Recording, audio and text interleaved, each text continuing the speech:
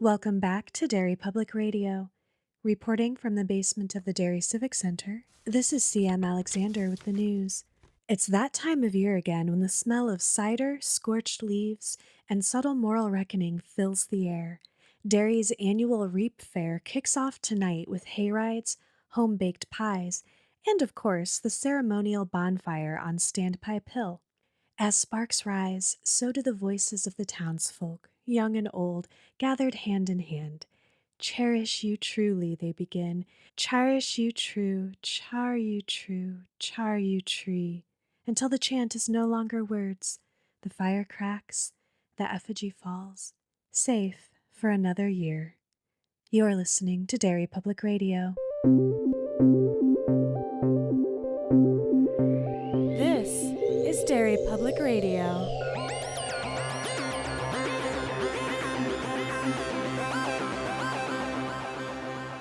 Welcome back to Derry Public Radio, a bi-weekly Stephen King book club podcast. I'm one of your hosts, Joshua Kahn, alongside CM Alexander. Hello, everyone. And Eve Gatto.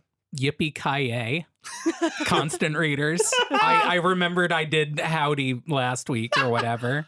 Yeehaw. Yeehaw, and so forth. Yes. And we are back with our Patreon selection by Jason Keene, Wizard and Glass, and we are finishing the book with CM leading our discussion. CM, I will not scream as much this episode, I promise. Me neither. I've decided that this book is too big to talk about. Full stop. Yeah. So what do you guys want to talk about? Seen any good movies lately?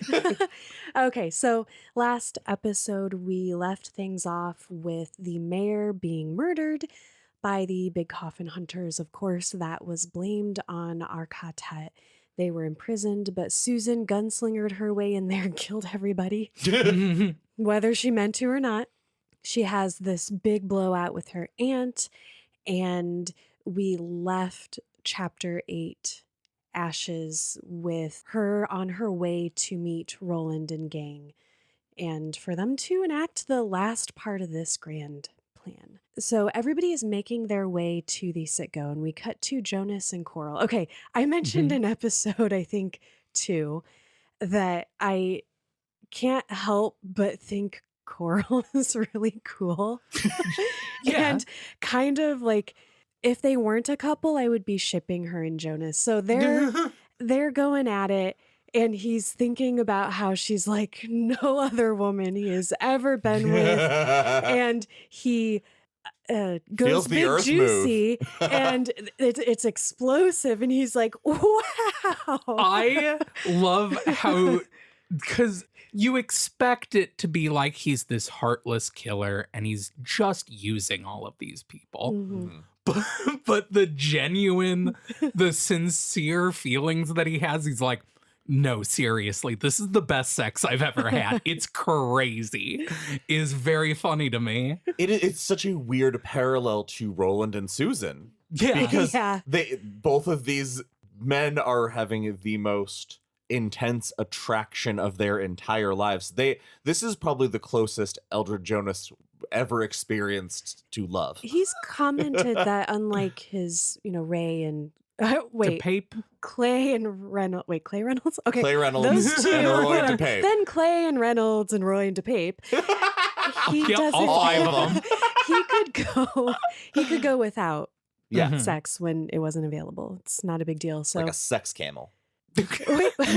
Exactly like a sex That is what we are on the same page today, you. Josh. they are called. We skipped over though why the town is booming. No, I wanted to get to that, but I wanted to get to it through Jonas and Coral's lovemaking. And when you Very make me powerful. explain it like that, it doesn't sound as cool. I love it. It's so gross.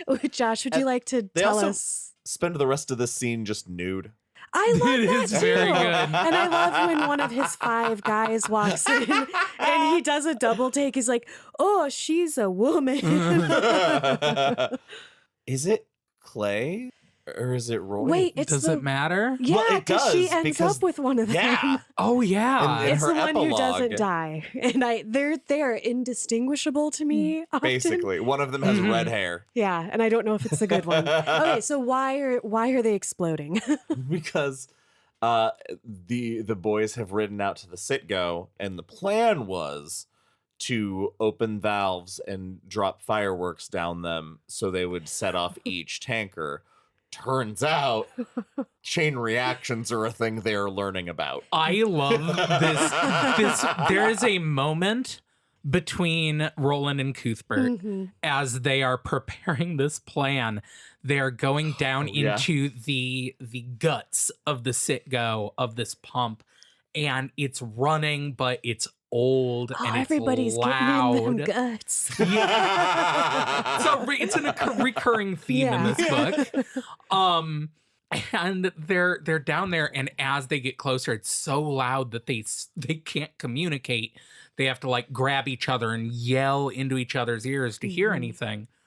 And Roland's plan is he finds a standpipe dripping oil, and he has a firecracker, and he's just gonna throw it in there.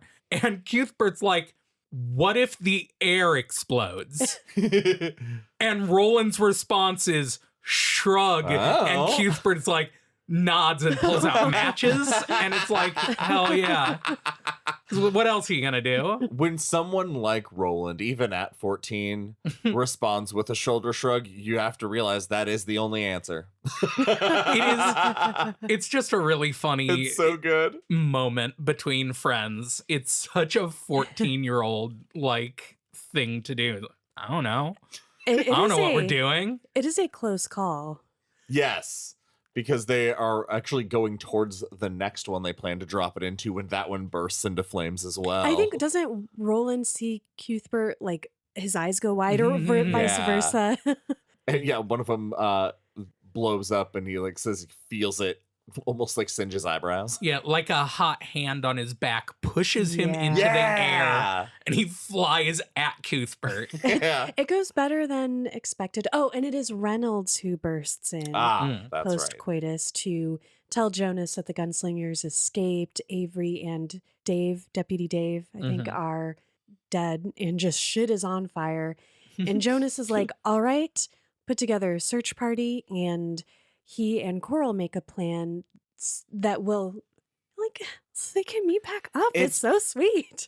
It's cute. It's cute, right? Yes. It's weird that it's cute. These people suck, but I can also think that their relationship humanizing. is good. Yes.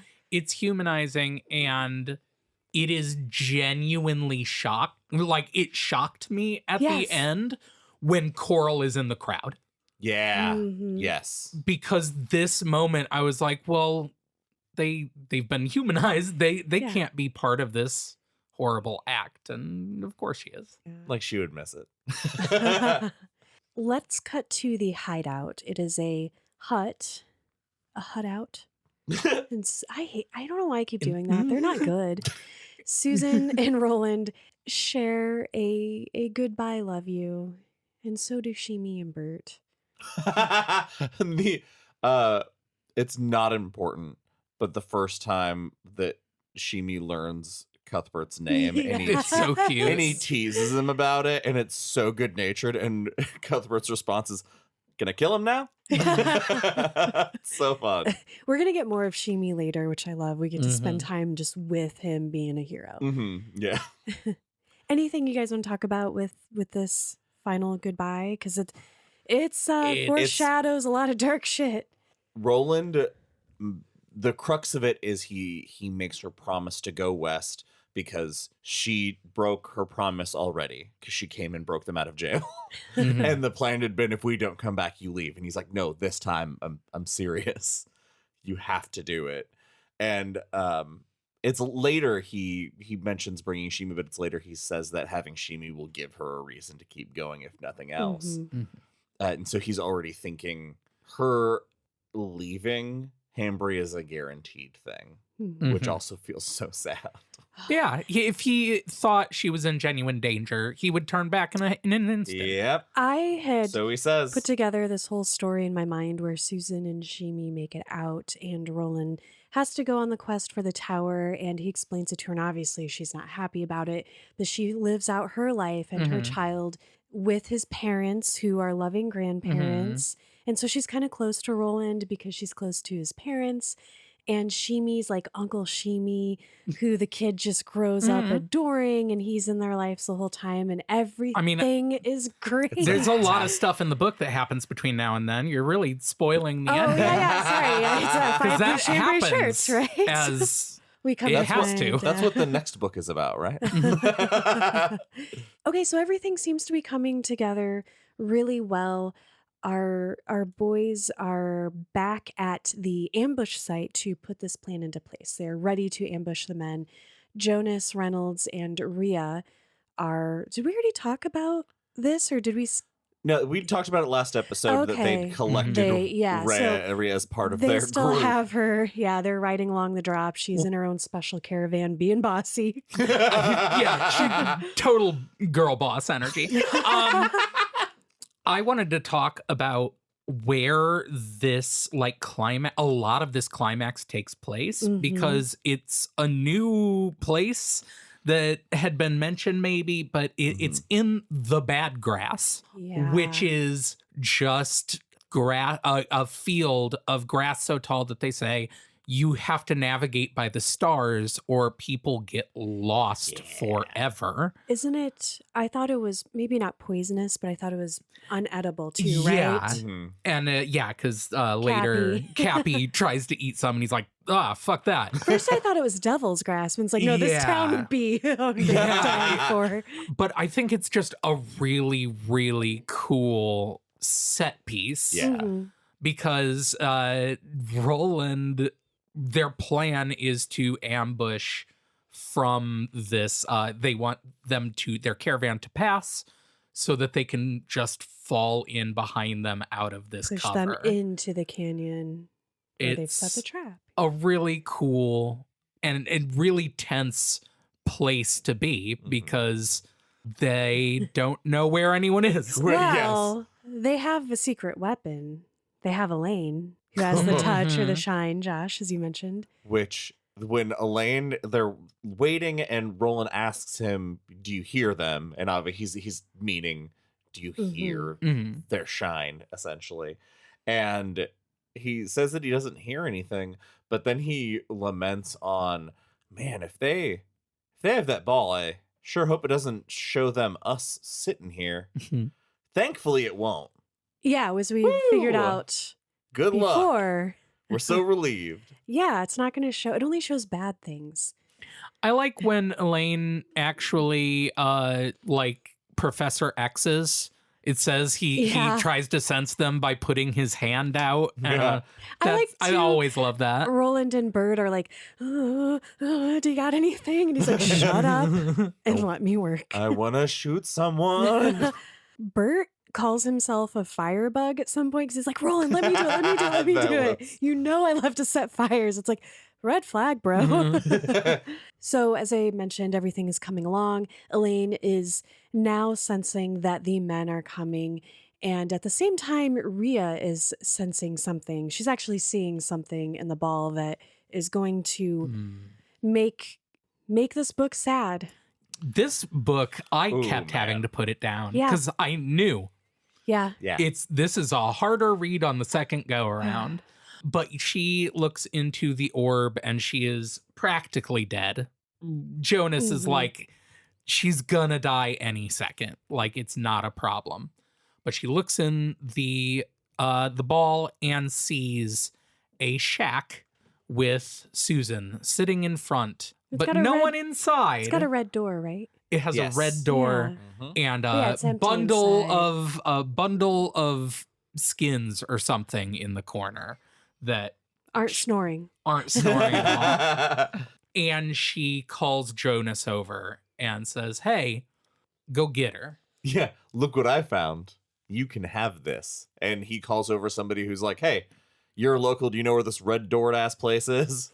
And he's like, yeah, this guy got super religious and painted his door and then disappeared. I know exactly where the house is. He had joined the Manny. The Manny, yeah. The Manny folk who... Roland tried to tell Blaine about, and Blaine was like, I don't give a shit. So yeah, we don't get to hear about them yet. Elaine senses when Jonas then changes the plan because he's like, okay, we got to turn around and go get her. And so he and Roland and Bert make an assumption about why the men have changed course. Yeah, they believe that it's just they can sense an ambush, so they are going back to make sure all the troops have gathered together before Catching they up make with this the move. rest, yeah. Yes. And so they have no choice but to sit still and wait. And that's what they're going to do because Susan's okay. Yeah, Roland she's absolutely fine. knows that. Let's cut to the hut. This is rough. We start with Shimi. Ashimi getting up and going to the bathroom, right? Yeah, Yeah. so he's sort of away, thankfully, Mhm. when all of this goes down. And much like in the reading from part 2, where she gets unceremoniously grinded into a wall by Mayor Thorin, Mm-hmm. she is likewise having a dream fantasy about Roland and is awoken by another man. And this time it's Jonas spitting on her face, if I remember right. That's how he wakes her up. I forget. I thought he does something. Yeah. to her. Spits in someone's face. He Anyway. sure does. Well, she does so too. And she- Oh, yeah, no, she spits in his face. That's right. Okay. But yeah, he grabs her boob. Yes, yeah, he does. that's not great. Just to see what all the fuss is about, I guess, is the way he kind of... I assumed he was just trying to intimidate Yeah, her, like just remind her, like, scare hey, her. we know what we can do with your body. Mhm. He gives Reynolds clearance on the drive back. Yeah, because he's gonna have Reynolds Yeah. escort Hey. Susan back to Coral, Mm-hmm. and it's just a sucky scene because Susan is so strong in this. Mm-hmm. She does because he wants to know where are they, what's going on, and I think he had hit her or something because she's having a Mhm. hard time talking, and she's trying to whisper something to him. And as he gets Mhm. closer, that's when she spits in his face. Yeah. Yeah. It's so fascinating though because he flips out. Like I think he hits her then or Yes. something, and I just thought, way to just show people that you're easily riled. Yeah, no, joke. that was like he hits her and says if he had hit her a little harder, he could have broken her neck and maybe he wouldn't have cared and stuff like Mhm. that. It's terrible. Another one of those moments that would have been a mercy. Yeah. But yeah, I don't want to finish this he, episode. he even tries to convince her that the boys have abandoned her and Mhm. that she was just being used, and she loves Roland truthfully till the end. And she thinks, where's Shimi? But she Mhm. doesn't say a word about him either. And so Jonas sends Reynolds with Susan to Coral. And Shimi, we find out, has seen this whole thing go down. And he's horrified, of course. And every Yeah. time Susan gets hit, he's like, Susan, don't say anything. They're going to hurt you again. And he's just thinking about her poor swollen face. So we see her through his eyes too. And he waits for a second and briefly decides whether he should follow Roland or Susan, but he knows the path is fresher for Susan. Mhm. So he goes on a stealth mission. It's the right call. And is this where he doesn't take Cappy yet because Cappy's loud and he's like, Mhm. last thing I need is to be riding along behind him, and Cappy like sees the horse and is like, hey, and then they Right. see me. So as you said, Eve, he follows after, and we shortly arrive to another confrontation with Susan and Langle. Oh, yeah. They get back to the camp because she's about to get passed off to Clay to go to Seafront. Mhm. But Susan basically calls Langle out for being part of the plot of murdering her father. Just throws everything she knows he's done. He does not want to be there. Nope. And announcing it in front of everybody shows that he didn't really want everyone to know. Mhm. Mhm. So he's not as proud and as dangerous as he may be trying to portray himself. I love too that he's making excuses, and before anybody can stop her, because she dodges out of the way of somebody, I can't remember who tries to grab her, she just plants her foot on his back and kicks, and he goes sprawling, and she's just like, you coward, you killed my father, telling him what a lowlife he is. And Jonas is like, okay, stop. And she's like, no, nothing's good enough. He's like, you got a pretty good one in. Like, you should be proud and satisfied, but we have shit to do now. Yeah, and at this point in the story, you're going, hell yeah, Everything's gonna be Susan's fine. so fucking awesome. Everything's gonna work out. I can't wait to see how everyone gets out of here with no trouble. Even Rhea's laughing at Lingle, which I love. Yeah, that's very good. This is also Jonas has at this point fucking had it, because he's like, all right, we've all had our fun and games. You tie her up, take her to seafront. We'll handle this later. You, Rhea, give me the ball. And she fights him, and it's very similar to the first standoff at her hut, where he's like, all right, we're going to kill you if you don't pass it over. I'm going to count to 3. It's important, too, because she keeps dangling it, like, I'll drop it, and then you're fucked. And I only mention that because he's like, oh, yeah, whatever. He will do the same thing later. Make the same fault in logic. Oh, yeah. Yeah. So I kept thinking of that. I forgot all about that. We'll get to that. But yeah, he has Clay holding the gun on her, and he counts, and she lets the ball slip into his hand. He immediately thinks mine again for her. And then he's like, oh, that's no good. Put it in the bag. And then, so we've had, all right, count to 3, we got the bag. All right, now I'm going to count to 10 and get the fuck out of my sight. Otherwise, we are going to blow you away. And she tries to get the fuck out of his sight so hard that she goes like ass over. Yeah, she does a like pratfall. And then they laugh at her and she curses them. You guys, why doesn't anybody take this witch seriously? Not to say that her not falling on her ass in front of all these men and being laughed at and mocked when she demands respect and fear would have not made her burn a girl alive.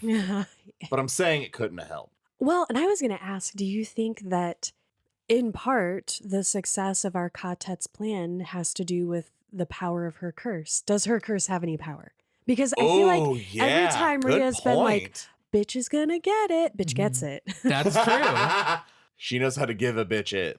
Well, that depends. It's hard to say because I think Roland's plan is a really good one. So who's to say that he wouldn't have pulled it off? It is, but it's also very typical, like gunslinger. Yeah. And they're just so young. The part of me, I don't know if I like it better or worse thinking that her curse is part of this ka. I do like that. I'm gonna tell you why the curse is not. Oh, is this something in the comic? No, it's not. Okay. It's because we're reading Stephen King, and you all know as well as I do, if that was a real curse that really affected it, she would have yelled it, they all would have laughed, and then it would have described the weird feeling they all had about laughing at it. Yeah, I guess that's kind of constant readery of It me. is. But I like to. He doesn't have to hold our hand all the time. But he No, would. I like that. CM. Okay, so would you guys like to cut to? Oh my gosh. Oh, cut is a. Oh yeah. I'm sorry. Would you like to slip on over What is It's happening? getting better. to Aunt Cord's house where she's just Sees a ghost. Fucking yikes. this scene is very impactful. I remember reading this as a teenager and being a little bit messed up over it. It's scary. Cordelia she's gone over the edge. She's completely lost it, being crazy at her house. And she hears a noise at her window. And she, at first, thinks it is a ghost coming to haunt her. It is. It kind is. of. More or less. It is the walking corpse of Rhea the Coos. It is such a fucking jump scare. She Yeah. goes to the window and she looks out and she sees the cart and is like, has enough time to be like, huh, that's weird. And then a fucking disgusting zombie hand hits the window. And I can just see it in the trailer, you know? And then she goes outside to it. Gotta find out what this is all about. Yeah, and she's like, Rhea, is that you? And Rhea's like, you gotta help me. And she's like, I can't because I'm super popular and important in town. Holy shit. Everybody's watching me. And I think King takes a moment to like pan around Yeah, town and be like, there's no no one one was in there." fact watching her. That moment is so fucking good because it even describes Rhea also looks around. So I imagine they more slapsticky. They both look opposite directions and then look back to one another, settles in silence, and then she says, "All right, come in." It's a good bit, but this scene, you're right, CM. Like, this scene sincerely creeps me out because I have the visual of like Rhea being this basically a corpse crawling across the ground at you in the middle of the day. Mm-hmm. And saying, "Susan did this to me." It's She knows like, the Awful. magic words Yeah. to get it's Cordelia. Cord to help. in my head. It's some real Bloodborne shit. I love it. She brings her inside, and I like this scene because you are left wondering how much of it is Cord and how much is what Rhea whispered to her. And I have an opinion on Mhm. that. So let's talk about the couple of things that Rhea is going to share and ask for. She lays the logic at Cordelia's feet that this incident has damned the whole town. It's Susan's actions have doomed the crops ahead of them because of the reaping. Also, the ball, which is incredibly important and powerful, has been taken by those boys who are also gone. All of that's out of our reach. You know who's still within reach, though? Susan. So, what are we going to do about it? Are we going to do about it? But first, I need to lick your belly button. Yeah. At what point? At what point during this speech does the spell start? Because she whispers in her ear. And okay, here's what I think. So she whispers in her ear, and shortly after this, Cordelia, she's like, "Give me what I need." And, Cord agrees to everything. Part of the conversation is basically like, "Do you hate Susan as bad as I think you do?" And Cord's like, "Yes." She's like, "Do you hate her enough that like you're okay with life and death scenarios here?" And Cord's like, "Yes, her death or mine, don't give a shit. We're not Insane. aunt and niece anymore." And she's like, "Okay, well, I need something from you." And that's when she starts to whisper in her ear. So I kind of take it as the thing that Aunt Cord would probably be less likely to do is the thing she's about to do versus killing her niece because she was already kind of unhinged and being crazy around Susan. So she gets a knife from the kitchen and comes over to Rhea, and just the horror that this is described in, because every step of the way you're like, what? What is she doing and why? Because she unbuttons her dress and she exposes her belly and she makes a slice. And Rhea's like, lunch. Good eats. It's awful. And it reminded me most of, oh my God, I'm going to try it really hard. Audrey Audrey and too? Tack. Oh. No, yeah, Audrey too. Yeah, gross like that. Yes. Yeah. The like control over that she takes over Yeah. Cordelia in the scene it's so That's good because uncomfortable. Yes. like desperation and the regulators make me feel gross Mhm. reading them. And this scene makes me feel gross that way. Yes. I think I've mentioned how much I love the movie The Witch Yeah. before. Oh, gross. And I think within this, like within the last 3 episodes, I have specifically referenced the scene where the witch grinds up a baby. We're going to have to watch It's that as gonna a have to be watch a watch, party. yeah. Really upsets me Never every seen time. it, And this is like the same level of I don't. Listeners, very soon sign up at the $10 and up tier to watch me cry. Ooh, plug. Live Yeah, we're on going to start doing Patreon. watch parties on our Patreon at that tier because we have so much freedom to watch Yes. anything. Okay, right now, though, we are going to not watch the rest of this scene play out, thank God. But I want to watch this next scene so badly. Rhea drinks her blood. I don't know if Yeah. we mentioned that part or just alluded to it. Oh, we implied it. I was sparing our listeners. But yeah, she laps that bloody Yeah, belly Yep. to completion of her health. Yes. As they That's- say. As they say. You wanted it to be grosser, and I delivered. Why else would you ask me? Why do we do this to each other? Josh, Yes. you want to talk about this next scene? Yes, because the ka-tet finally gets to launch their ambush, and it goes off so perfectly for so long. They have Cuthbert riding in center with Elaine and Roland each having some ball bearings on their side, and they each have knives to throw, and they proceed to ride up behind them and ambush them, and Cuthbert just starts one by one picking them off with steel ball bearings to the back of the skull. And they managed to pick off 10 riders between the ball bearings and slitting throats as they run up, until one rider moves his head at just the last second and it clips his ear instead of caving his skull in. And so Roland has to draw his gun and fire. And as soon as the gun goes off, he's like, silence is for cowards. Eat dicks for everyone. I think he says to me, gunslingers. But or that, Yeah, it's rad. I think it was Roland too at one point who just the way they take down these guys before anybody, it's like so stealth. Reminds me of playing Resident Evil. Hell yeah. And he's like, oh, hey guy, what's up? And the guy turns, he's like, hey, and then he goes, so just playing like, we're on the same responds team. in his silly accent. He mocks him first. When the panic sets in that they're being attacked from behind, they're not soldiers, so many of them. They're farmers and ranchers. So many of them scatter, and Jonas is thrown by how effectively they've scattered all these men.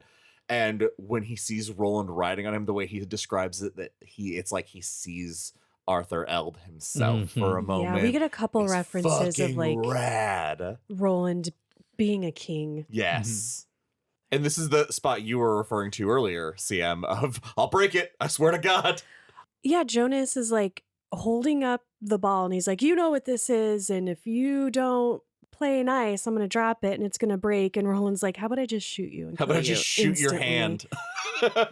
And then shoot you in the face. He goes down like he's done quicker than the buildup of him made me think it would happen. Which I think is great. It's cool. I love I that it. Like Jonas's final moments are him seeing Roland coming towards him and being like, well, my entire life was worthless. That's a real gunslinger. Well, I am still in the West. Like he is satisfying for us. Dies unceremoniously, and it shows that he's this faithless exile. In a world like this, Eva, I'm like full body turning to you, not to ice you out of this conversation, CM, but it's because I'm going into like D&D territory. This moment of Jonas realizing he is about to die, the line of kings is about to eliminate him. He realizes his whole life, the Ka of his whole life, has brought him to be a minor character in the main character's storyline. Like so many of us. But it made me, it's every mini boss fight in Dungeons and Dragons. It's every campaign. You expect this. It leads to this big final confrontation. There's always a very satisfying face-off with the boss. However, this is that moment taken to you've out-leveled them and they're level 1, and you just squash them immediately. The threat has been just... Yeah, no, I completely get that. I defeated the head of a barbarian group, barbarian clan, by firing a rocket launcher at him once. So just like Buffy. Yeah. But after he takes Jonas out, Roland picks up the ball and falls deep. Yeah, he immediately is like, what's in here? And Bert and Elaine are like, no, dude. And he's like, no, it's cool. Now, and I want to earmark something here, because we talk about Roland now with the horrifying amount of willpower he has. Did it jump out to you as interesting that this Roland at 14, not only is that willpower nowhere near close, it's non-existent, as he's just straight into it. He cannot fight it. Well, I mean, we've learned that his willpower is pretty weak this entire book. Good point. That's not new information. You're right. It's almost like the experience he's about to have will change him in a way that will give him what he needs that we later see him display over and Yes. over as instinct, For sure. which we're going to get to. Well, another thing I wanted to say is, like, I don't know if it's here or they say, but the level and the intensity of Roland's glam, that he falls under, they say, others have looked into the ball, but Roland was inside the ball. Yeah. He What's that mean? traveled inside the ball. The fact that Elaine tries to touch him and he's gone. Roland is not nearby. His body's here, but Roland's not. Let's talk about what he sees by going through the scenes that we kind of skipped over that have already happened at this point, because it ties nicely together. Because he sees that Susan is locked up at the mayor's house. And this happened while Jonas and crew were making their way to the oil tankers. And during this time, Aunt Cord and Rhea are going through the town, starting to try to rile people up and place blame on Susan. And they're not coming outright and saying the magic words. I love that it's describing the feeling in the town of just barely concealed madness. And 200 people in a quiet bar. Yes, and it's so threatening. Yeah. And I love there's this part where it says, the crowd did not have a leader because all of the people in authority are dead now. Yeah. But they were looking for one. And that's when Cord and Rhea walk into the town meeting hall or wherever that was. And Roland doesn't see this part. He only sees Susan at the mayor's house. Yeah. And so, also while this is happening, we should mention that Shimi arrives at the mayor's house. Okay, favorite part of Shimi's experience, Cappy catches up to him because he takes a nap because he's tired. He's God damn been it. running after them, and it's miles and miles away from town. And Cappy wakes him up by biting him on the butt or something. Yeah. He's like, Cappy, you son of a bitch. And it's like, he found what every person finds, the first curse word is the hardest. And after that, and so the whole way there, he's you calling him the son of a bitch. It's so real. Yeah. It is. It's so beautiful. I love it. He arrives at the mansion and he runs into Olive Thorin, who I'm nominating her for a Big Steve Award. Ooh, easily. I love her. Yeah. Good nom. Because she's like, hey, this reminds me of Lisi's story. I have to mention this real quick. It's described as grief has been good to Olive. She looks vibrant and alive. She looks, not so frumpy and sad how she looked before. She has purpose now is the point of that. But it reminded me of Lisi's story when she gets beaten up and she's like, I look sexy, which happened. What a crazy book. Do you think this is as good a time as any to mention it? But later, Olive will flat out say, do you think that the boys had anything to do with this? God, no. I know it was. She knew more coffin about, hunters. what's Right. going on. And we don't know that yet, but part of me wondered if that's why we have that section where she crawls into his bed in the night and we have that moment of her. It is a sincere goodbye for this character, but it also establishes that she knew he was alone. Yeah. She got closure without realizing that's what she was Right. doing.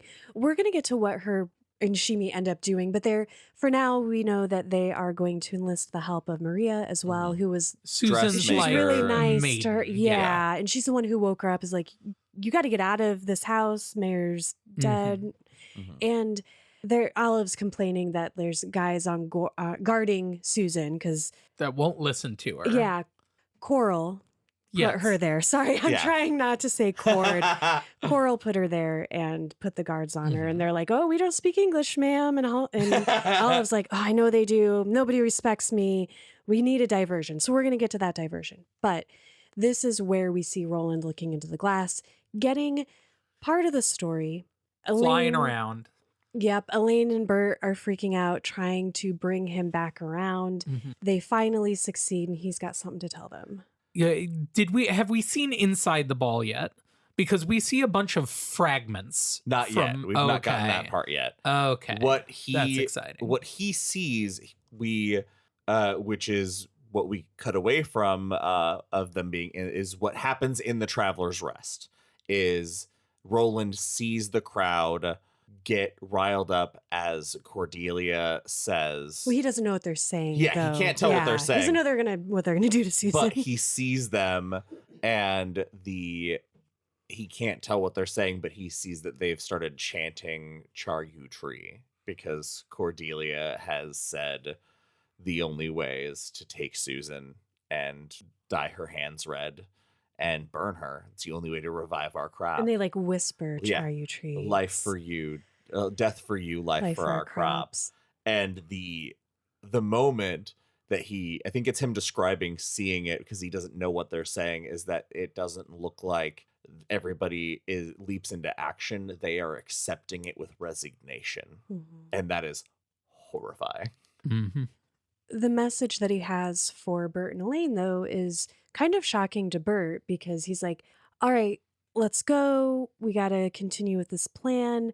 Oh, Susan's been captured. She's at Mayor's house.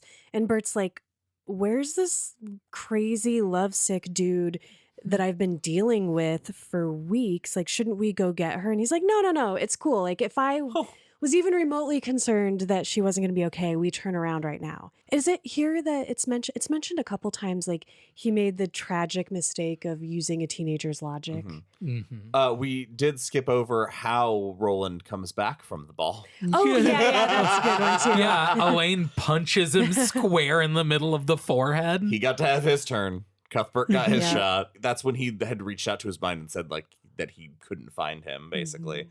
And Roland shares that the birth of the quest for the Dark Tower. He says that when we leave here, we have a new mission. We are not going to face Farson.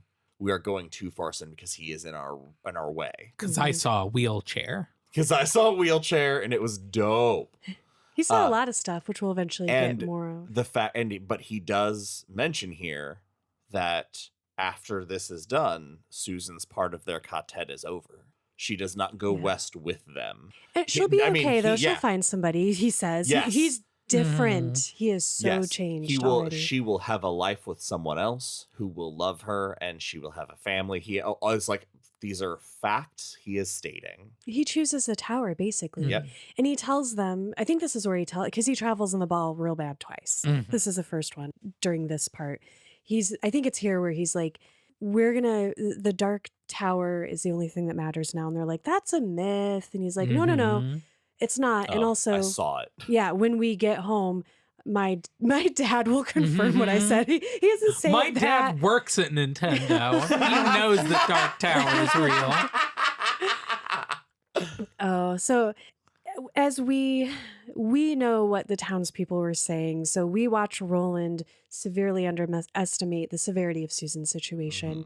And we're going to stick with this ambush, though, because it's time to go after Latigo and Farson's men and the Thinny. This, like, as awesome as the tanker explosion and getting rid of Jonas and stuff was, this is insane. This whole sequence is the entire reason I want a good Dark Tower. Yes. It's got to be an anime. Adaptation. It's got to be an anime. I am be live action. 1,000% behind that. Matthew McConaughey would have been a great flag if he would have brought True Detective or if the script had been good. Texas Chainsaw Massacre 5 energy. He was in Texas Chainsaw Massacre 5? The Dark Tower movie would have been a lot better had everybody brought more Texas Chainsaw Massacre energy to it, I think. The sequence. Yeah, I do want to touch on the fact of you mentioned Cuthbert seeing like where's the joy in this person. I don't recognize him a little bit. And just watching a 14-year-old succumb to Ka, the weight of it. Yeah. But it's so Roland the way because he knows it to be true, he accepts it and that's it. Full stop. It's one of those few times that his no frills, straightforward brain is in his favor. Mhm. Yeah, for sure.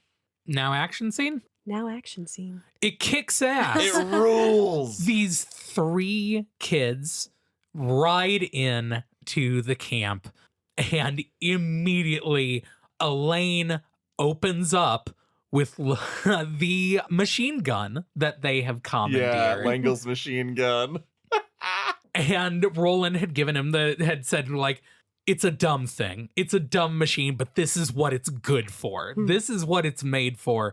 Use it until you can't anymore, and then draw your guns. And so they do. And it is almost immediately clear that they don't stand a goddamn chance. Like, they're surprised when the first tanker explodes just from shooting it. Mm-hmm. They mention oil, it's harder to ignite than they think. They've just never seen that much oil in one place. And Latigo's like, oh shit, I put these things so close Yeah. together. And I love that Latigo, Roland rides by him and recognizes him. He's like, oh, before we left on this mission, we were shown likenesses of all of Farson's His generals. 6 lieutenants. Yeah. And so he knows the guy, and he purposefully doesn't shoot him because he wants all of them to follow. Yeah. And they take off. They follow, and this scene plays out so slowly to me when we are with a bunch of we're with Latigo in the Thinny, realizing what's happening, watching everything happen, being powerless to stop it, and then having to succumb to it himself. It's satisfying. It really is. So rad. It reminds me a little bit, funny enough, of a scene from the book Shardik. Talked about that a Sounds lot. familiar. Yeah, there's just a real long sequence of 2 armies marching towards each other. And one of the armies is like the capital city of this. It's the army. And the other army is a bunch of swamp people with a giant bear in a cage. And when the battle starts, the bear wakes up and accidentally the cage rolls down the hill, and suddenly the army is like marching into the woods to stop these swamp people, when an enormous bear on wheels just crashes out of the forest and destroys everyone. That's insane. The chaos of the battle is what made me think of this. Yeah. Of like the army that is up to this point been so confident, being like, there's no way we can lose. Well, it's just 3 boys. And Farson Latigo even rallies the men at one point and is like, hey, you, that guy doesn't look like he's into this. Shoot him in the face. And he does. Yup. And then he watches that guy like cover his eyes and get trampled later. It's madness and chaos. And Roland and his friends just watch it. Yeah. From above, since they escaped up the cut in the canyon. Yeah. They've almost escaped the Thinny. Yeah, when they Almost. they get the charge, Farson's men are following. They get into the canyon and roll. This is what you're talking about, where Cuthbert's like, "Hey, I want to light it. I love burning things." Oh my gosh, sorry. Yeah. There's so many things that explode. It's hard to keep It's true. Because, as you may recall, they dug ruts into the ground when they poured the gunpowder in, so the wind wouldn't blow it away or anything. So they're waiting until they can see them on the horizon. Roland sees it. They light it. He turns around, expecting to see Elaine and Cuthbert already climbing the canyon and getting out. But for a second, he has this memory where he thinks he sees his mom and dad holding hands.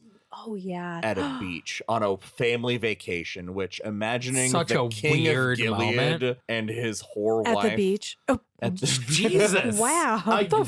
Roland's words, not mine. And mine. What? She was more sinned against than sin. Yeah. I'm working from Roland's perspective, all right? Okay. He's mean to his mom. I can be mean to his mom, too. It's just too soon. So I'm Sorry, saying. my mistake. You're right. I got a little hot there. The point is, the idea of the king and queen just on vacation at the beach is it doesn't so weird. It seems so normal. Yeah. Frighteningly normal. Especially because it comes out of nowhere. Yes. And you're like, wait, what happened? And it is just that he is watching his friends walk into the Thinny. Holding hands. Like everything's cool. Yep. And he yells at them. They can't hear him. He has to take his gun and fire between their heads to get their attention. And Cuthbert's boot was just inside. And when it comes back, it's been sheared. That's horrific. Yeah, it is. But luckily, they scamper up.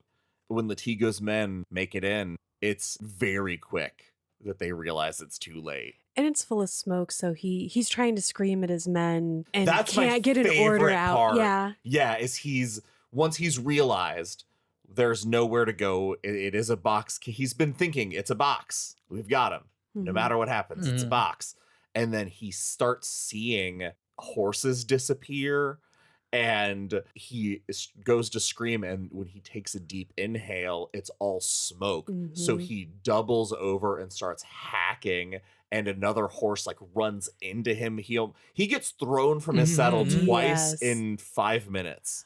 I want to talk about my favorite part of this is him watching the guy in the goo get dissolved. His jawbone gets exposed by something not really described. Nope. Something laughing and sucking and like Rhea. It made me think of both something we haven't read yet. There's a short story called Mile Marker whatever. 81. Yes. And there is a creature that kills people in a similar way. And I was like, oh, they're in the mist. They went through the mist and they found a mile marker 81. Yeah. Or something. Cool. I don't know. It's just really scary.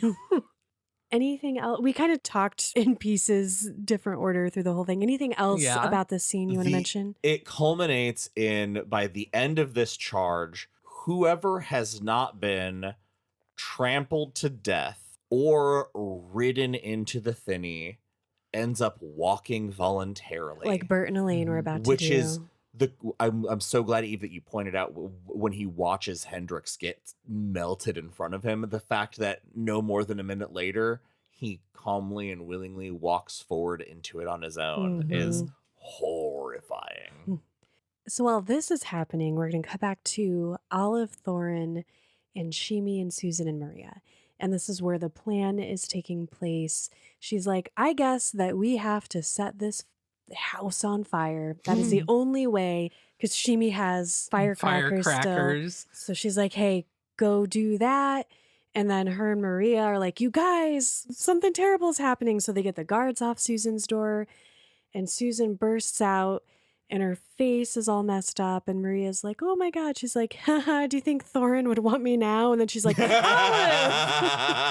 I'm sorry. So awkward. Too soon. And Olive's like, don't even worry about it. Let's just get the hell out of here right now. No, I'm in Ellen Ripley mode. Let's go. Yes. Oh, she's so cool. She's described as wearing this like oversized serape, and that's going to come into play later. Yeah. Oh, it sure is. Yeah, not too much later, because they are all escaping and they're taking a different route. Because Olive's like, Susan's like, why are we going this direction? She's like, because I would have assumed that you would have gone that way. And that means everyone else would have too, which is a great, she should be right. Olive, we learned that she, under normal circumstances, Susan probably would have gotten away, because Olive is taking her to these caves they can hide in, because she was a humble fisherman's daughter way back when. Yeah. And so you're like seeing this like hero come out of Olive Thorne, which is amazing to see. And she's like, I'm coming with you guys. I hope you don't mind having an old lady with you for a while, but there's nothing here for me.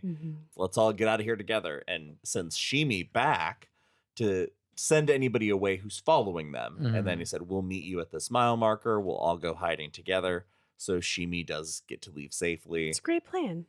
Until some men come riding upon them. This is some real funny games bullshit.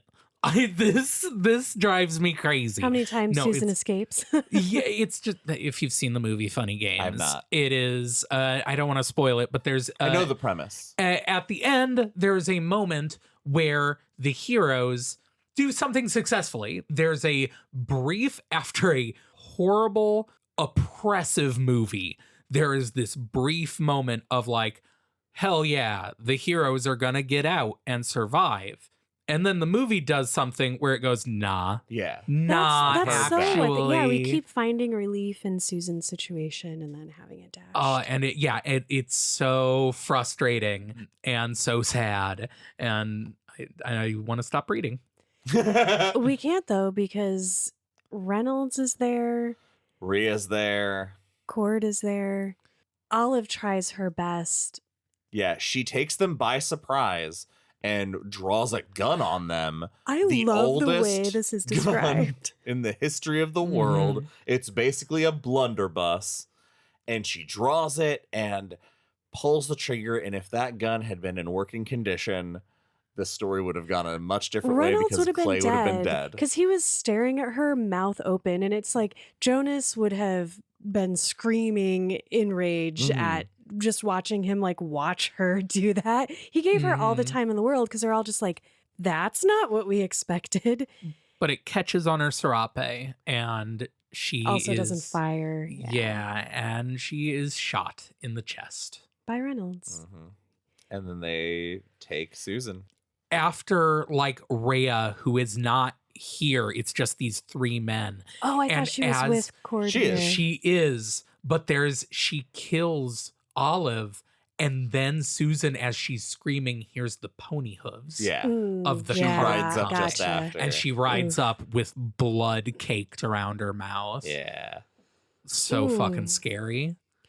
So they capture Susan, and under the instruction of Rhea, they take her slowly, very slowly. They're going to take her to the center of town for the scene that is burned in our brains. Heretic pride. Oh no, I'm sorry. Come on, CM.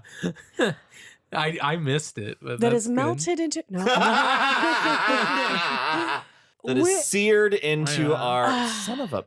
Before we get to the fact, a detail that I forgot about and was blindsided by is that Rhea has Clay tie a noose around her neck so she can't sit in the back of the wagon. So as she's led through town, she has to stand upright as the whole town starts pelting her with like fruit and sticks and stuff. I feel like this has an unintended effect though, because Susan is standing back straight, head up through all of this horror. Well, she has to, but also just not like someone who's done something wrong. Yeah. This was incredibly hard to read for me. The threat of mob violence is terrifying. Yep. Absolutely. And God, the way she invokes her dad, where she calls to her dad to not let her show them how scared and how much pain she feels. And she wants her dad to watch out for Roland. And the only laugh line in this section is she asks her dad in hopes that Roland will be a source of joy for others.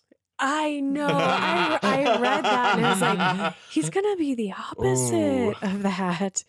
At this point, we jump back and forth from Roland seeing it and it happening. Yeah, I feel like we mostly see once she's in the center of town, that's only we're not there with her. We're just there on the journey. We got very excited and kind of talked around Roland's interaction with the ball, because once he's pulled away from it, it's because he's realized that if it had shown him Susan, we said this earlier, he would have gone. And this is him realizing that and saying the ball knew that. The ball knew it not to show me that. So we need to haul ass. And so it's on this ride back to town, the ball lights up and Roland's like, stop, give me that shit. And he grabs it and immediately goes into this scene we're talking about. So as listeners, you are hearing about it, Roland is watching it from the front row. And to see the finality of it through Roland looking in the glass just like robs us, the reader, of any comfort that they might get there in time. Yeah. It's already done. It's already basically. Too late. Yeah.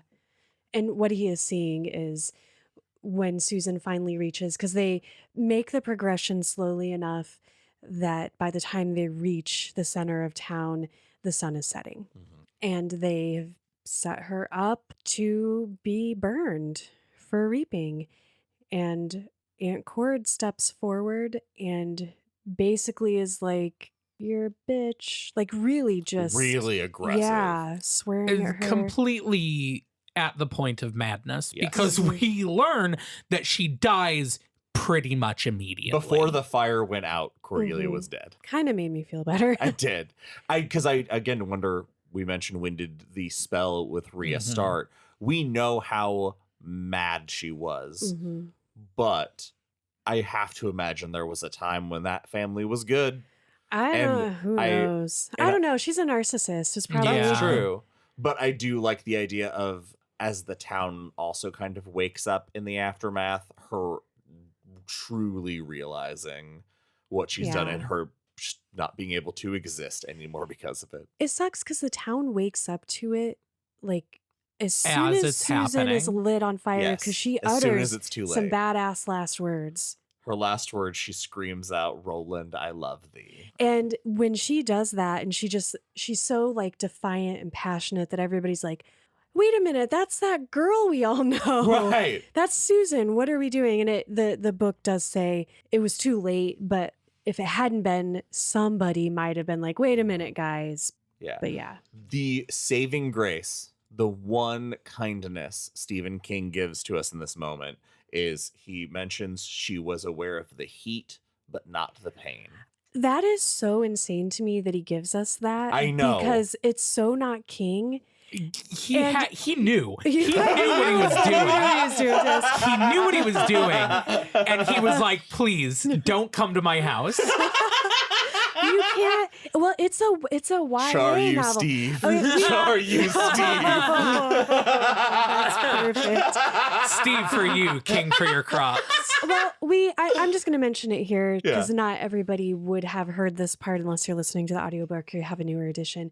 King mentions at the end of this and the afterword, like, I wrote the book before this that ends with Roland and his dad in the horror's room, and I wrote this part like as an adult older man, and I was confronting myself, a teenager who knew a lot about like young love, and an older guy who only knew about like sturdy marriage love. And I was really worried about my ability to do this. And I think Tabitha helped him, and maybe his publisher. He had some help with He it. said there were some thank yous in there about Yeah, making sure and you it got just right. made me like, I hadn't heard that part yet, but it reminded me of our conversation last episode or the one before where we were like, this is a YA novel and it's really good. And he does do a good job of still capturing that, even though Definitely. he himself was so far removed from it. Because I remember as a teenager, like, this was it, you guys. And like Susan dying was like, oh my God. This My heart devastated broke me. all over Yes, again. it was devastating. Yeah, it was heartbreaking. And to feel this, like, this impact now as an adult, that's just like, oh, it's still so effective. I don't feel it the same way because I'm an adult, but I think that's a testament to how successful he was at confronting those two parts of him that were so far in time and space. There are several times we talk about often when we have younger protagonists losing sight of their true age in the face of the overly mature things they have to deal with. And the next part, when he sees this all happen, and oh God, he doesn't get to hear Susan yell out his name, and that's sad. But it describes him as He knows about it later, though. Yes. Yeah. It describes him as howling like a gutted animal, and you just think this small 14-year-old boy seeing this and the depths of devastation that we as adults can achieve because of all our understanding. That wound just like cut me. It did. It really rang. Josh, as you mentioned, he's howling his anguish, and Bert and Elaine are like, okay, fuck this. We're going to shoot this ball out of his hand, and it's probably going to blind him. It might kill him, but it's going to kill him if we don't, no matter what. And it's as if the pink ball... light flashing on his face is revealing his skull. Yes, it's That's bad. awesome. And the ball seems to sense that they're serious, and so it goes out. And Roland passes out, and they notice that his hair has white streaks in it by the temples.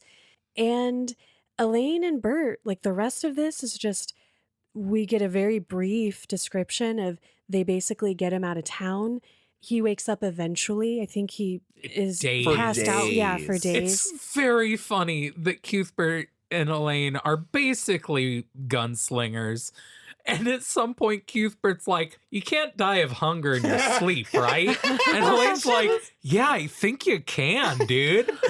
Well, I like that you mentioned that because we forget that they aren't. Right. But they are now because Roland reflects on that after or during the battle. Proving. He's like, yeah, they are becoming gunslingers now. And it's his first real battle. Mm-hmm. So that's cool too. But right now, nothing's cool because it's, yeah. And basically what they notice is that he is more like the Roland that we first met in the Gunslinger and less the boy that we have spent what feels like all of this book with, you know, the past few months with in the story, who smiled sometimes, and that smile was only creepy half the time. We are out of Magus. This is done. We are kind of. We are going to flashback one to more, a few more times. but that, we're not going to like spend time. Yeah. We're not living there anymore with them. No, we're back on the road in Kansas, and 3 nights had passed. But one night had passed. But only one night had passed. Yeah, we talked about that last episode when they took a brief pause to be like, how much time has been going on? Susanna reaches back and like cracks her back and is almost disappointed that there's just one pop and not the healthy amount of pops she had anticipated because of how long they'd been sitting there. And we finally get an answer to one of the questions, though, that they had asked in that other brief break that we got with them, which was, how do you know all this? And what we find out is that Roland saw so much in that ball. And the reason that he knows like what Susan's last words were that he didn't know at the time when he was looking is later on, we find out he's going to look into the ball again and he gets every horrible detail. And I think this is a testament to his character now too, because he sees all of the totally forgivable and understandable, but childish mistakes he made. And his one true love is dead. And so you would definitely be like, oh, I fucked that up. I messed that. Like it'd just be horrible. I wouldn't know anything about poring over my mistakes until I can't think about anything else. Nobody does that. No. When they take a break though, they walk down to pee and Eddie sees Susanna is crying and they have this moment together. And Eddie's like, I'm kind of relieved a little bit because I swear I thought that he was going to end the story saying that he killed her for the tower. And her response is, that's what he thinks he did. Yeah. Don't you get it? Like, don't you understand? She is the first casualty of this obsession.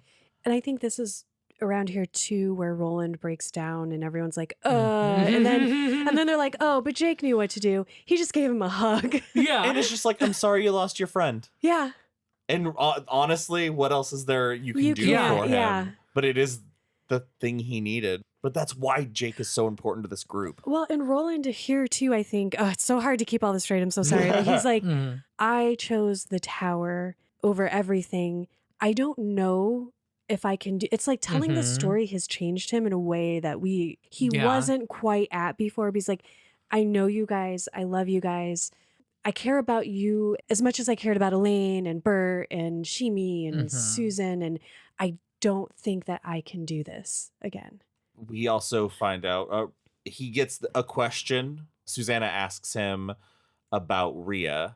And he basically says that she followed him to Gilead, but we'll get to that another time. Oh, Jake asks about Shimi.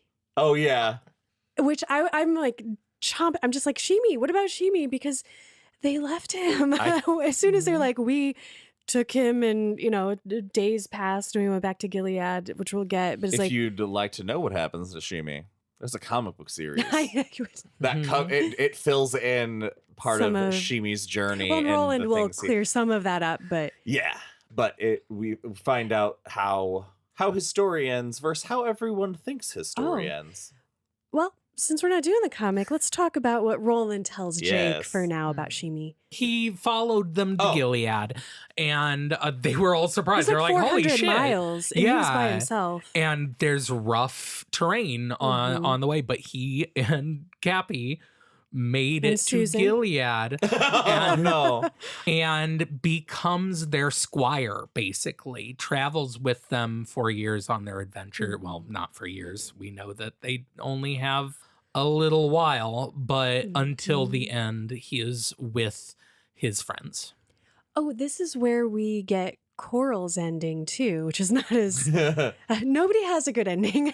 Yeah, they spend the next time as they're walking to the castle that's in the horizon. They're like, kind "What of about filling this the guy? time What with about like, this oh guy?" yeah. And we find out that Reynolds went back to Farson, and Farson beat the shit out of him for not returning with the glass. So Clay decided, fuck the good man, and became a bandit, and basically became a Bonnie and Clyde with him and Coral Yeah. Thornton. Coral became his lover because Mhm. Jonas was gone, Yeah. which made all those like all those times he walked in right after they had been having sex, and he's like, "Oh, she's got boobs." Yeah. Yep. It was slowly building. We're just getting these little. All the seeds were there. Yep. That's masterful writing from Stephen King. And that's where we also find out that Cordelia, because I think Susan's like, "What about Aunt Cord?" And Roland's like, "She died of a stroke," he thinks, before. Shame. Yeah, before the bonfire had burned out. And so they make their way along the interstate where they see something that Roland saw in the glass at some point and didn't understand it. The end of this book is so It's fucking so weird, y'all. weird. What the fuck It's is Wizard- with the end of this? It's Wizard of Oz. Yeah, it's We just went- they do we're- a Wizard of Oz. We went from Lord of the Rings to Wizard of Oz. Well, we're not in Kansas anymore. It's so yeah. Is that the That's it. That's it. the Yeah. whole thing? Yeah. Yeah, because what they find are red shoes for all of them, even Oi. Really Yes. beautiful, like ruby kind of Mhm. slipper red shoes. Now they go into some detail as they start figuring out. They start messing with the shoes too, well, like because they're all in their each unique style, like designed specifically for Mhm. them, and like Of their Jake, time. yeah, and Jake like picks his up and he claps them 3 times. I love Mm. everybody's like, and Roland's like, "What are you guys doing?" This is so much. They talk about the kef they share, Yes. and this is the piece of me that's like, oh, it's not just about their psychic connection, but they also have just their the world connection you don't think about of just Mhm. existing in the Because same you all live universe. in this world, but if we were all removed from it, yeah. Right. How simple is that one thing fun. that we'd all share, but out of this world have no fucking idea. But it later, I think Eddie mentions when they get closer and they see the Emerald Palace, Mhm. Oz's Emerald Palace, that it is not the version from the movie, but it's the version that's in their head from also reading the books There are a and ton of books. adaptations hmm and all these things, so that it's a amalgamation of their mind's eye of Mhm. Oz. hmm And that is, I think, the window to the world of literature existing, being able to manifest as whole worlds, Mm. because it's such group mind. This one story was written, but because a Mhm. whole world knows the story, it became a world unto itself.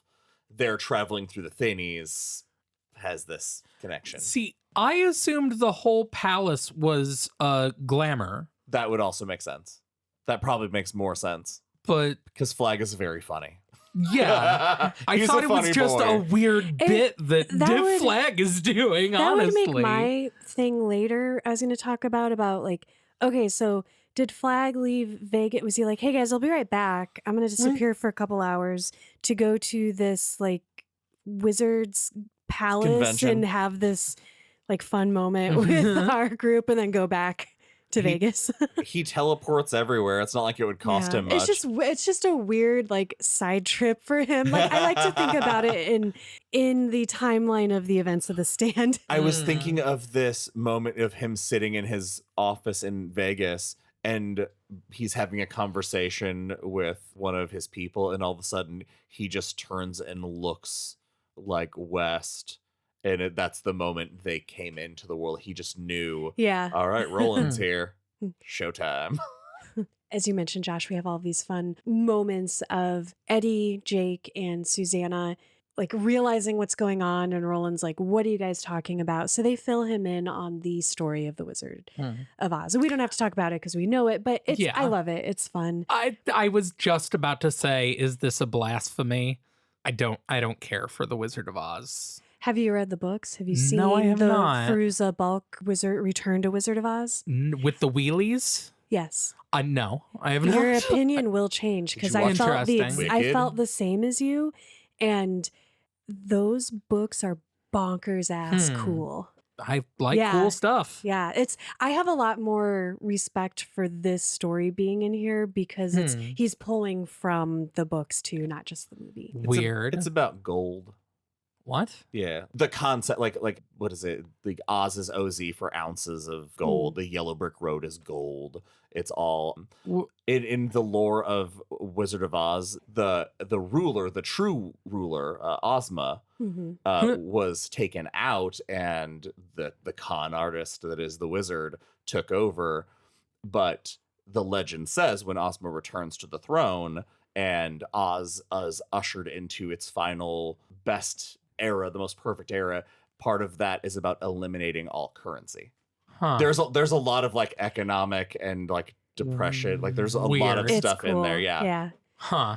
So anyway, they fill Roland in, and they get to the palace. And this part, okay, now I'm gonna relate it to a newer thing, which is Cabin in the Woods. But this part was so impactful to me too. I remember reading this as a teenager and just like kind of pausing and soaking in because they approach, and there are these beams, like these glass cylinders So or columns, weird. I guess, the colors of the rainbow. And Jake looks into one, and he sees like these little creatures. He sees a mermaid, and it comes up one's to the full of glass. horses. The pink one, of course. Yes, What the fuck? for Magus. Yeah. Yeah, well, obviously, obviously. but what the fuck?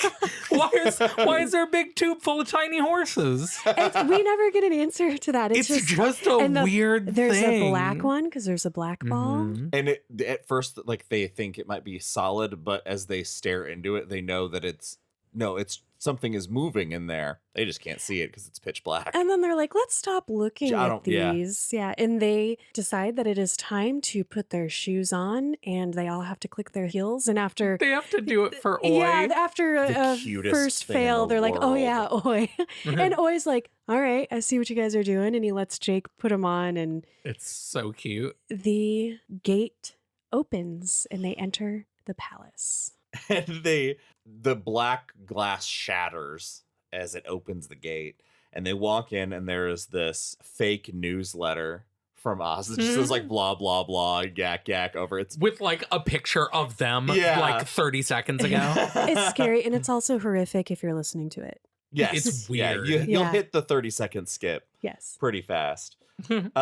Roland they're all kind of in awe because they have that pop culture in their mind. Roland is like scared shitless as he's moving through this because it's so alien to him.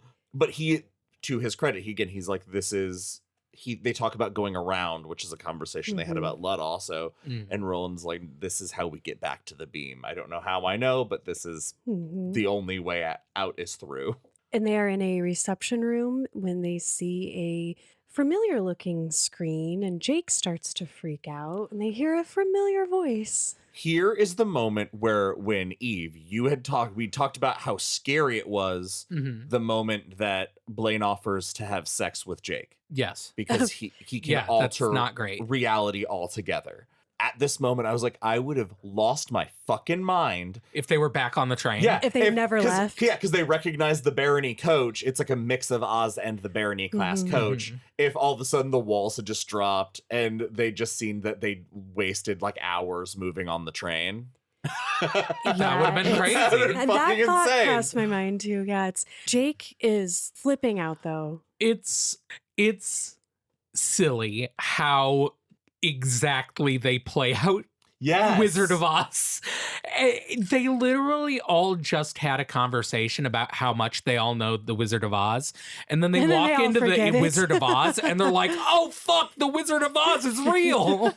Like, come on. But think about the TikTok man didn't know what the Wizard of Oz was. He was just doing his best. Which is very funny. I assume that he was given a script by Flag.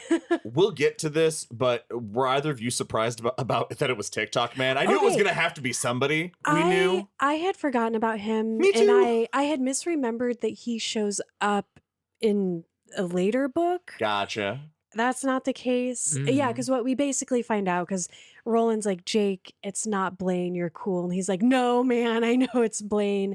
And then everyone's like, no, it's, remember the story. Yeah, pay no attention to the man behind the curtain. And then they're all like, what's Oe doing? Because Oe walked over to the curtain. He's literally doing the Toto Doing the thing. Toto. And he opens the curtain and there's this creature. And it is they the think TikTok. it's Jonas at first. I think Susanna's like, Jonas. Yeah, it's the TikTok man. It's the TikTok man with who's his back to them. He doesn't even know he's been spotted. But he turns around and he's aged horribly because he's been under the thrall and his skull is showing and like he's all fucked up and he's like, I'm going to kill, and then he's mowed down by 3 gunslingers. Yeah, because Oe leaps on him and starts biting him. And I love this scene because it says Eddie and Susanna open fire and they are so in unison that you cannot hear separate clicks of their guns. It's really cool. Oh, and he gets the fact that TikTok says my life for you is still great. Yes, Yeah, he that says is that a great lot. because they turn around when they hear a soft voice say, all right. Yeah, it is Flag. Okay, Full Canadian tuxedo. what did you two think of how this plays out with him and Roland? 'Cause I didn't expect it to go this way. It's so cool. I love that Roland is immediately like, Martin Broadcloak, finally, and then opens fire. Like, without thinking, he's just like, yeah, I gotta kill you. Mhm. And Flag says, oh, only misfires against me, gunslinger. Which is immediately like, I want 300 more pages of this. But Roland has another idea in mind. The fact that we've mentioned Roland is bad at riddles, can't think around corners. But when the riddle is how do I kill a motherfucker? Yeah, he does he'll solve great. that right quick. He's like, yeah, this gun's from my world. I bet that Ruger, he can't misfire this. Yeah, so he pulls it. Unfortunately, though, because he has to pull it with his diminished hand. And it says it only takes like a fraction of a second longer than it would have, but it's just enough time that when he raises it and fires, Flag is already disappearing into like smoke and the bullets hit the smoke and he doesn't know if it actually hit Flag. And then when the smoke clears, they see the bullet holes in the back of this huge throne that he was sitting on. Yeah, we should mention he was sitting on the throne with the pink glass and was demanding they abandon the quest for the tower. Oh, and he's like, well, what do you want? And Susan's like, we want to go home. We want what everybody wants. And he's like, oh, you want to go back to New York? And she's like, that's not home. And yeah, he's like, renounce the tower. And they all are like, no. Yeah, it's so cool. It is cool. It's a good moment for them and their ka-tet and re-solidifying the importance of this quest. Because we come to understand from Roland that just why he would give up his love for the Dark Tower, basically, because it's climate change to me, where it's like there's so many justice issues to be concerned about. And environmental justice gets pushed to the back because the environment is not people. And we want people to be safe and comfortable and happy. Right. Yeah. Perfect. Makes sense. Also, at the same time, we're all fucked if the planet is fucked. Yeah. And Roland knows if the tower falls, existence falls. Yeah. So there would be nothing to save. It's worse than that. It's not a that it's the end of universe. it's not the end of the universe. It's the fall of Discordia, which is existence, reality. It is pure hell through all planes because all planes collapsed upon one another. So it's not even it is the reality thrown into the toe-dash darkness. Yeah. Blissful we'll non-existence would be someday. But when he leaves, the glass is there and Roland picks it up and he looks into it and he's like, there's one more story we've got to tell. He's like, I really don't want to watch this, and we'll see what you guys think of me. He makes a really big deal of it. It is, well, they're not going to watch it. Let's be in it. Okay, yeah. What did you think about them traveling into the ball? Because they go back in time with Roland days. We get the rest of the story when they all return to Gilead. It's a little silly that they all are wearing the ruby slippers through Agreed. this. Yeah. It is how they know that this is a dream, but also that it's literally happening. Right. It's very strange. They are in this castle, and Jake is immediately like, I don't want to be here. I don't want to see whatever Jake's this insights is. were really interesting. And as they're waiting here, they see coming up the stairs. Susanna? I almost said Susan. Susanna is the one that knows where Jake's in this castle. Jake knows where they are is someplace he's been told about. Yes. He knows that we are outside of the bedchambers of Roland's mother because he has been told the story of Roland coming here and seeing her with Martin. They all think that's what they're going to watch. Mhm. Because it's Susanna who's like, don't go in there. Your mom's getting down. Yeah. But Roland comes up and he is a child, but he's still wearing the boots. So you know that he's And he like looks- in there. He's in there, yeah. Yeah. He That's looks like he's been through it too a horrifying. little bit. Yes. And That so Roland we has to know experience this all first person Yeah. again. it is after the events of yeah. the story. And he is coming to his mother's bedchambers to make amends. Now, something very important. I'm going to collapse a lot of this lore because we get he It kind of explains happens more. in pieces. So yeah. I'm going to explain this night in Gilead real quick. So they are having a big banquet to celebrate the boys. Roland gets his father's guns at this banquet. Hides the glass for like 3 days. Well, at the time of this party, he has returned the glass. Mhm. He hid it from his dad for a few days. Elaine and Cuthbert basically said, we'll tattle. And he said, fine, let's do it. Gives his dad the ball. And he discovers that there is a plot to assassinate his father with a poisoned blade. A musician is sneaking it into the castle, sneaking it to Gabrielle, who will then stab or lightly slice Stephen. It'll kill him either way. That's the potency of this poison. We don't get it that clearly or Right. linearly, so thank you. Yes. So part of proving that this is happening, because they find the spy and kill him, but they don't know how far the plan is in motion. So Roland has gone to his mother's room, partially suspecting what he's going to find. And he finds exactly what he was afraid of, the glass, which means the spy was telling the truth. His mom is for the good man now. And she had stolen it from his father's safe and was going to kill him and take that glass. Why and else flee would with... Martin be working on her? This Right. wasn't just an affair, it was a plan. Yeah, it was long-term goals. Yep.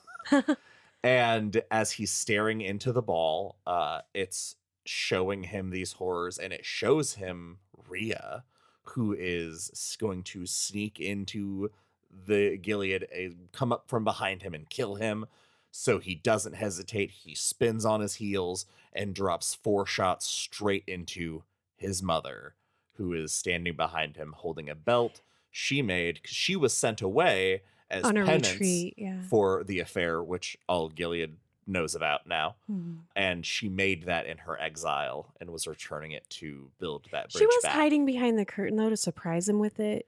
Because Susanna, we get a lot of Susanna's like, look out, there's somebody there. And they also are tricked. They think it's Rhea too. And then at the last minute, they realize no. And Jake is like, Roland's parents are a lot like my parents. So he has unhappy insight into Roland's frame of mind while this is going on. Right. It's like he's trying to save his mother, but at the same time, he's like, at the last moment, did he realize? Which it shows the struggle his mom was feeling too, because the reason she's hiding is because he saw the glass, so she knows she's a she's trying to traitor. figure Like, out what to do. and in the end, before fleeing, because that's her only option now, before fleeing, she still decided to try to give him that belt, which again, I think puts the points in the camp of she did want to, for all the bad she was doing, she loved her son and Yeah, wanted to of course. apologize. Like, she could probably kill her husband, but she loves her son. I mean, seriously though, you laugh, but like, we like to think, yeah, she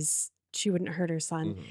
It is sad that he like passes out basically, and when he comes to, the ball is gone, but his mom's body is still there. There's blood on the belt. She died with a smile on her face. Like, she died instantly. He shot her so quickly that she was like smiling, holding it out to him. So that's almost comforting. And he wears the bloody belt until, I think it's lost or something, but we don't get, like, that's a story for another day, he says. And they all come out of it, and he's basically like, all right, so now you know I killed my mom. Oh, Rhea. Yeah, Rhea. Yeah, I'm Rhea sorry. Wait, chimes back up. Because they, before they leave this, they're experiencing a memory. Nothing should be different. Rhea starts talking to our ka-tet. She sees them even though Roland doesn't, yeah. And she tells them to abandon the quest for the tower because they'll die just like everybody else who's been with Roland. So when they come... what is it? Roland hasn't made a friend he hasn't killed, is what she says. So when they come back to, he's like, so now you know what a really horrible person I am. And they're all kind of like, dude, like... Yeah, you got tricked into you're taking on a lot murdering. of blame, and it's not really your fault. If they just had one child psychologist to be like, this is what your brain was like at 14, buddy. Yeah, you did your best. Well, and I think it's Susanna who's like, did your dad let you do that knowing what was going to happen?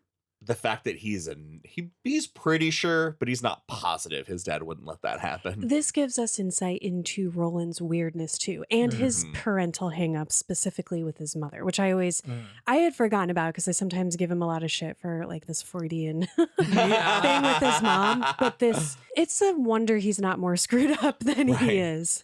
Massive understatement. Yeah. But I mean, they're all like, no, we are your friend. We are gunslingers. We are with you. We are one from many. It's great.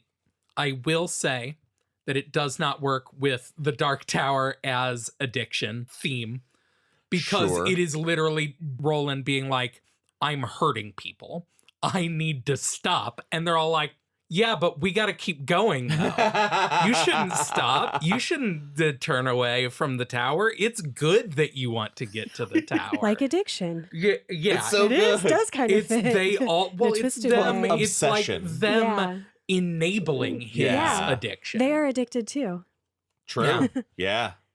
And then they get out of this whole ordeal because when Rhea's taunting them, Jake Gooden grabs the ball and is going to smash it because that's the answer to all of our problems. I wish he had, like, somebody smash that thing. I'm going to tell you guys what's inside that ball, but I'm not going to do it on mic. Is it a dinosaur? Okay, that's what I was alluding to. You're closer than you think. Earlier. Cool. Do you want to talk about just, not that specifically, but there's a reason that Roland has this intuition that might not exactly be intuition. A little teaser. I mentioned to CM about this. In the comics, they go into, on the trip home, Elaine and Cuthbert said that it as far as they knew, it never lit up. While they were awake. Right, exactly.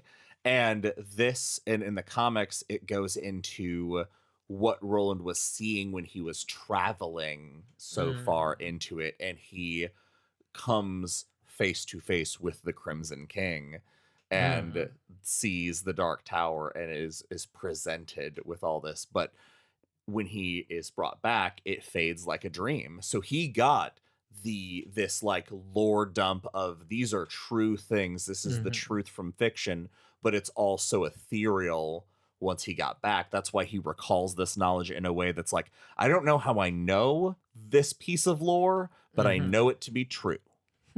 And which is cool. It's very interesting because it fits. It's hard when you do something like a comic that has to intertwine into novels already written, because you got to walk a very careful ground. And I thought it was a very clever way to retroactively build some of Roland's knowledge into the series. Very, very cool. So this book came out, I think, like 20 years after The Wastelands. Something like that. Yeah. And then we had to wait. So I read all of these as a teenager, like back to back to back, fortunately. But then I had to wait for the fifth book to come out for just as long. When I finished reading the fourth book, The fifth one had not even been like Conceived, announced yet, yeah. I don't think. Because the edition I have, I think, it has a section from Wolves of the Kala in it. Oh, it does. Okay. Yes. Mhm.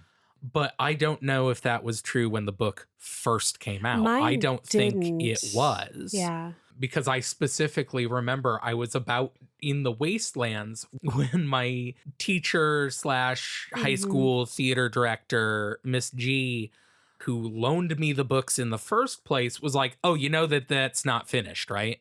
And I was like, "Wait, what now?" Yeah, so finishing this book and then not knowing if there would ever be another one. Was because he got into an accident in the Mhm. meantime, and okay. So any Anyway. final thoughts before we rate? Because I we are at the end of this story with our ka-tet for yeah, now. I want to say that I really like this final scene as they are, Roland, like you said, makes that offer, Mhm. and they all respond in like ka, and Roland goes ka, and they're like, It makes a Mhm. joke. Roland made a yeah. joke. Everybody, and it's a sincere moment. They hold hands and walk forward towards Thunderclap, which Mhm. is the next Mhm. piece of Goal. yeah, Yeah. our next stop along the Mhm. beam. And I like that with the devastation we've experienced, the fact that we end this book with them all holding hands and walking into it. I'm going into my ratings, it sounds like. Okay. I really like that for all the wild downs this book takes. The heartfelt ups are really, really nice. And even though when I think of this book, I think of Charyou Tree, Mhm. Mhm. more often it's the amount of times I smile reading this book that I'm always Mhm. surprised by. 5 out of 5 blue Mhm. chambray shirts. This book has it all. Cowboys, fucking, a witch, the moon, Fucking. and more fucking. Horses are there too. What I'm trying to say is this book's fucking great. I love this book. There's a part of me that's like, it doesn't need the beginning and end. Gee, I just want the love story, the stuff in Magus. But then I get to the weirdness of it, and I'm like, nah, this is why we read The Dark Tower. Mhm. Why is the Wizard of Oz there? I don't know. Tiny horses in a tube. Dig it. And I do. 5 out of 5 blue chambray shirts. It's great. Everything both of you said, agree wholeheartedly. I really enjoyed reading King's Afterword about the amount of time that passed between the two books and him being a much younger man versus an adult. Because reading this as a teenager and then doing it, I mean, I've read it several times since then, but I hadn't read it critically like we do for our podcast. So it was a different experience. Reading it as an adult, I kind of felt a similar feeling to what he was describing. Like I felt connected to King in an interesting way that I Yeah. thought was really cool because the story meant as much to me, but in a different way as a teenager with that brain and as an adult who can like reflect on those experiences with an adult fully developed brain. And I think that's so cool. It speaks to the power of his storytelling, that it holds up in that way, that it doesn't lose its magic. It's just a different kind of Mhm. magic. So Yeah. if you're a kid, read this. If you're an adult, read this. It's going to be good no matter what. 5 out of 5 blue chambray shirts. That's it for this episode of Derry Public Radio. As always, thank you for listening. Join us for our next episode where listeners, we're going back to a new Derry Public Radio Revisited. I wasn't expecting to get one so soon after Pet Sematary, but I'm stoked. We are going to be revisiting The Shining. So join us for our next episode. For CM Alexander and Eve Gatto, I'm Joshua Kahn reminding you, I choose the tower.